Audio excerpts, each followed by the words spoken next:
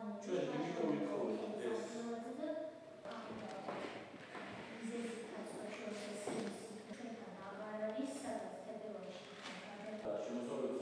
ინფორმაციით პულისად ბიუჯეტში შევიდა 1.900.000. დღეს ჩვენ ვისაუბრეთ რაცვლებები განხორციელდა პროფესიულ განათლებაში, რომელმაც პროფესიული განათლება პრაქტიკულად გახადა ძალიან მიმზიდველი სტუდენტებისათვის და რაც ჩვენი ძირითადი პრობლემა იყო, ეს სფერო განათლების გახდა ძალიან ხელმისაწვდომი.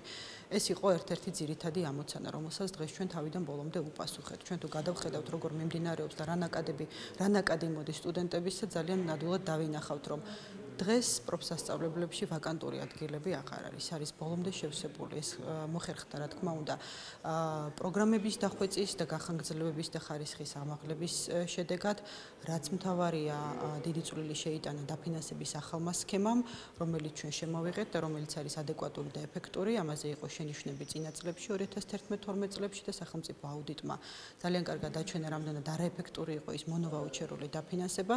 შესაბამისად, რამდენიმე ქმედითი ნაბიჯის გადადგომით პროფესიული განათლება გახდა მიმზიდველი, გახდა ხელმისაწვდომი და რა თქმა უნდა, ხელმისაწვდომობაში უნდა აღვნიშნოთ, რომ ხელმისაწვდომი გახდა ინკლუზიური სტუდენტებისთვისაც. 2 წელია უკვე ინკლუზიური და სპეციალური საგანმანათლებლო საჭიროების მქონე სტუდენტებს ვიღებთ პროფსასწავლებელში, საშანი იყო 51 წელს 44.